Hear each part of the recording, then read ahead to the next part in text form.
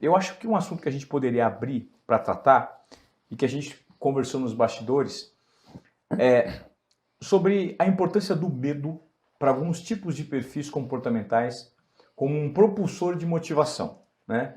Você que está nos acompanhando aqui nos Obediência Produtiva, você sabe o que é o medo, né? Seja ele do ponto de vista pessoal, com alguma ameaça que você sofre então, fisicamente, ou um medo que você tenha na sua programação, na sua jornada de vida, ou o medo profissional relacionado a grandes corporações.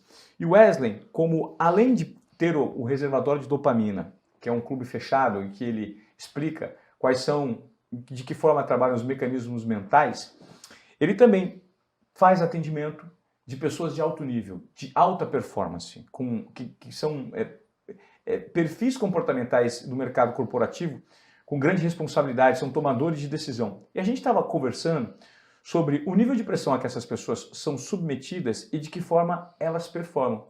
E ele me explicou algo muito interessante, é que o medo acaba sendo um propulsor disso tudo. Me dá mais detalhes sobre isso, Wesley? Quando eu comecei na clínica, Ivan, eu comecei quando eu estava eu preciso contextualizar um pouco para a galera entender. Claro. Quando eu comecei na clínica, eu comecei no meio do meu doutorado, quando eu estava ainda em alguns experimentos em andamento no meu doutorado em neurociências.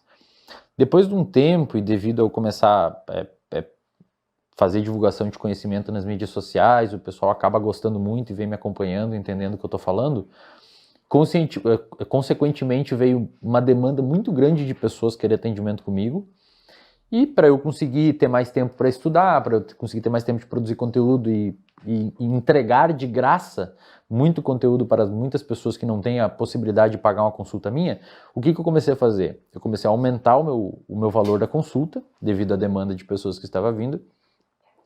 Consegui abarcar outros psicoterapeutas para trabalhar comigo, para que as pessoas que não têm condições de pagar a minha consulta possam ser, ainda assim, de alguma forma, atendidas por pessoas que são treinadas por mim, tá? Impactadas pelo seu conteúdo. Impactadas pelo meu conteúdo. E também eu faço questão de deixar um horário na minha agenda livre para conseguir responder pergunta da galera, dúvida da audiência, para aquelas pessoas que não têm condição nenhuma de consultar um psicólogo ou alguma coisa assim, ainda assim ter ali algum conteúdo gratuito no Instagram e no YouTube e tal. Quando eu comecei a aumentar esse ticket, começou, obviamente, a selecionar as pessoas que conseguiam pagar. E, consequentemente, eu comecei a me perceber atendendo um nicho muito específico de pessoas na clínica.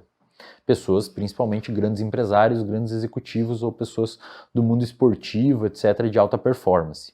Alta performance física ou psicológica e mental. Intelectual também, né? Isso é bom e ruim. É ruim por quê? Porque você nicha muito os seus atendimentos e, portanto, você pode começar a ignorar uma parcela importante de questões que influenciam a saúde mental das pessoas. Uhum. Por essa razão que eu sempre faço questão de abrir caixinhas, de estar sempre de olho na dor das pessoas, para não ficar num nicho específico ali.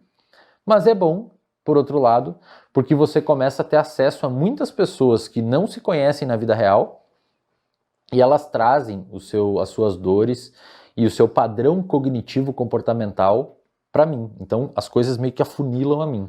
Então, tem 20 grandes pessoas que performam bastante em diversas áreas, em ambientes distintos, e essas 20 pessoas conversam comigo, por exemplo, sobre as suas dores, as suas preocupações, ou muitas vezes chegam pessoas hoje fazer terapia, que é uma coisa que eu gosto muito de falar, que quando a gente difunde muito neurociência e terapia cognitivo-comportamental, vem muitas pessoas que não têm um diagnóstico, que estão ali só para prevenir a existência de um diagnóstico no futuro. Então isso é muito bacana. O que eu comecei a perceber? Foi meio que sem querer, é verdade, no início. Eu comecei a perceber que essas pessoas que procuram, essas pessoas de alta performance que procuram, me procuram para atendimento, para organizar algum parâmetro específico da vida, eu comecei a perceber que essas pessoas têm um padrão. E principalmente um padrão específico no que diz respeito à interpretação e à resposta ao medo. Então o que eu comecei a perceber? Que todas as pessoas de alta performance que eu atendi até hoje, e alta performance, entenda, cognitiva, intelectual, psicológica, porque para você ter alta performance no esporte, você tem que ter um psicológico muito alinhado para conseguir lidar com aquela situação de estresse. Eu percebi que todos eles têm medo. Mas não medo no sentido que a gente normalmente fala por aí? Um medo de perder o que já conquistou e voltar num lugar que antes eles estavam. Que era um lugar de desconforto lá Um atrás. lugar de desconforto, muitas vezes, ou um lugar que passava muita dificuldade, um lugar que não conseguia fazer as suas realizações ou colocar em prática os seus desejos, ou muitas vezes ajudar as pessoas que queriam ajudar na família, etc. Então, o que eu comecei a perceber? E aí até é importante falar isso, que muitas vezes as pessoas distorcem um pouco o que é a população de alto rendimento, principalmente quando envolve dinheiro, né? Que é uma coisa meio que confusa na cabeça do brasileiro. É meio confuso o jeito que a gente lida com dinheiro. Essas pessoas eu comecei a perceber que elas não são, na realidade, ambiciosas por querer mais uma recompensa. Elas são ambiciosas para não voltar onde estavam. E quando você se comporta para evitar voltar aonde você estava, isso impulsiona você para frente. Então, eu vou te dar um exemplo natural. Imagina que você está andando na rua e você é uma pessoa que tem muita dificuldade de fazer atividade física. Você tem muita dificuldade, não consegue correr, não consegue fazer exercício e tal. Se vem um pitbull raivoso, babando para o seu lado, acuando alto, você tem aquele estímulo sonoro no seu ouvido, você tem um estímulo visual de ver um animal gigante babando, correndo para o seu lado. Cara, não existe preguiça nesse momento para correr. Você vai correr. Não interessa se doa o corpo. Inclusive o seu organismo, ele prepara uma resposta específica endocrinológica, mediada por hormônios e neurotransmissores, que a gente pode eventualmente falar, que é uma resposta endocrinológica arquitetada para você fazer aquele comportamento. Por quê? Porque você teve um estímulo ali que gerou medo em você. Essas pessoas de alta performance têm mais ou menos essa resposta em um nível mais baixo. Claro que elas não têm taquicardia sempre que tem que tomar uma decisão ou um estresse bizarro, mas são pessoas motivadas pelo medo. Então a pessoa não é motivada em alcançar e alcançar e alcançar, ela é motivada por não voltar onde ela estava. Isso, Ivan, e aí me interrompe se as minhas conversas, se eu falo demais. Quando a gente olha neurobiologicamente, a motivação, na verdade, a dopamina, que é o neurotransmissor envolvido com motivação e não prazer, muita gente acha que é prazer, é motivação. É motivação. Motivação, dopamina da motivação para buscar o prazer. Só que aí tem uma coisa na dopamina que muitas pessoas não entendem quando vão estudar sobre dopamina. A dopamina, ela existe para gerar motivação para você buscar uma recompensa. Então eu digo para você que você está com muita fome agora. Muita fome. Você é um caçador-coletor lá na savana africana morrendo de fome. Eu falo pra você, tem um pé de laranja depois daquele rio. Cara, a sua dopamina vai subir pra você buscar a recompensa que é a laranja. Ah, ela acontece previamente. Previamente. Sempre previamente. Isso tem bons estudos demonstrando. Sempre previamente. Quando você comeu a laranja, já nem tem dopamina no seu cérebro. Ela aumenta pra você buscar a laranja, tá? Só que a dopamina aumenta numa outra situação. Se não existiu o pé de laranja, mas existiu um rio e tiver um leão correndo atrás de você, a dopamina aumenta para você cruzar o rio também. Então não existe uma recompensa lá na frente, mas você está fugindo de um perigo. E isso faz a dopamina aumentar. Então dopamina e, portanto, motivação existem em dois cenários, para você buscar uma recompensa e para você fugir de um perigo. Na minha experiência clínica, atendendo essa população, a dopamina deles aumenta na segunda situação, para fugir de um perigo. Então eles não querem perder o que construíram. Não necessariamente eles querem mais, por ser ambicioso. Claro que muitos é os dois. Mas o que eu tenho visto, e isso é muito curioso, me impactou bastante, porque muitas vezes a gente acha, pô, o cara é ambicioso, ele já tem 5 milhões na conta e quer 10. Não é que ele quer 10, ele não quer ter 2. E para não ter 2, ele garante que não vai ter 2 buscando o 10º. Isso estimula a performance, né? Estimula a performance.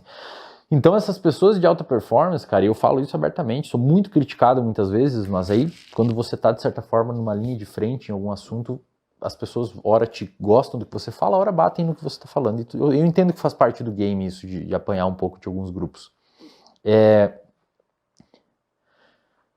Eu acredito, com base no que eu já estudei sobre neurociência e comportamento, que se você analisar um histórico de comportamento de um grupo específico de pessoas, você consegue explicar por A mais B o porquê que aquelas pessoas se comportam daquela forma e o que levou elas a se comportar daquela forma e, portanto, em algum grau você consegue modelar isso em outra pessoa.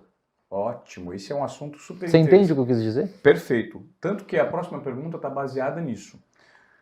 Ou seja, por meio de agrupamento de pessoas com o mesmo nível de comportamento e de resultados, você pode, eventualmente, montar um algoritmo, ou uma fórmula, ou né, uma equação que faz com que esses comportamentos eventualmente possam ser replicáveis. Exato. É basicamente isso?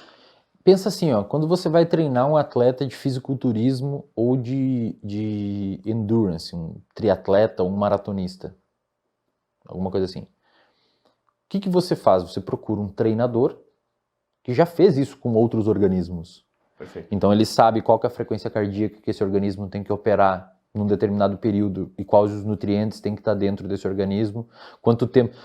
Você fala assim, ó, para um treinador experiente de triatlon. Triatlon, nada, pedala e corre, é bizarro, um negócio que não é fácil de fazer. Você fala para um treinador experiente de triatlon, eu corro hoje 10 km e quero começar no triatlon. Quando que eu vou conseguir fazer um Ironman? Que é a prova de triatlon mais difícil lá, o Ironman completo. Um treinador experiente, ele consegue te falar exatamente, mais ou menos, à luz ali do seu contexto, quanto tempo de treino você vai ter que ter para conseguir fazer aquilo. Ou seja, ele tem um protocolo que ele já fez em outras pessoas num contexto semelhante ao teu. Ele vai perguntar, você tem como ter um nutricionista? Você tem como comer? E você tem X horas por dia para treinar? Tenho. Então daqui 2 anos você consegue. Ele tem um protocolo de como executar aquela alta performance no esporte. Você consegue fazer, de certa forma, algo muito parecido com o comportamento de pessoas dentro de uma empresa, por exemplo. Se você souber exatamente a quais, que a gente chama de reforçadores, ou seja, o que reforça o comportamento da pessoa, o que ela é dinheiro, é ócio, a pessoa precisa de reconhecimento, ela precisa ter liberdade e autonomia, o que sensibiliza essa pessoa específica e o que reforça o comportamento dela, falando para ela, fazendo ela vir aqui, dar o seu melhor e conseguir fazer e tal. Você constrói um perfil comportamental daquela pessoa, baseado nos antecedentes de histórico de vida dela, e isso é uma coisa muito complexa de fazer e por vezes não é 100%, mas você consegue ter uma noção. Afinal de contas, você dá 100 pessoas para treinar para um triatlo, para um professor de triatleta, talvez nem os 100 vão conseguir fazer um Ironman, porque diversas questões envolvidas. Mas ele tem uma fórmula que ele consegue aplicar ali que faz com que os triatletas fiquem, a maior parte consiga. Quando a gente vai ver performance e alta performance de pessoas, eu percebo mais ou menos isso. Existe um padrão, cara. Então, eles têm... A grande maioria faz exercício físico, eles são medrosos, não medrosos no sentido pejorativo, mas eles se organizam. Quando eles veem que eles organizam processos para blindar em várias instâncias que dê problema na empresa. Então o cara tem 2 sistemas em vez de um, porque se caso um cair tem um reserva. E se isso não é uma coisa de uma pessoa medrosa, não sei o que é. Eles não deixam ponta solta. Não vai dar errado. Eu atendo muita gente da área digital hoje, não digital de mídia, mas digital de internet, que trabalha com softwares e startups e tal. Cara, os caras têm, às vezes, 3 bancos de dados para não perder, se caso caia a luz num, não sei o que, para não perder os dados. Os caras se blindam. E se você for ver o histórico de empresas que deu certo, muito provavelmente a existência desses comportamentos de medo foi o que selecionou essas empresas que continuaram existindo. Porque aquele cara que não botou 2 sistemas e deixou um, quando caiu a luz ele perdeu todos os dados e perdeu acionistas, perdeu investidores e a empresa quebrou.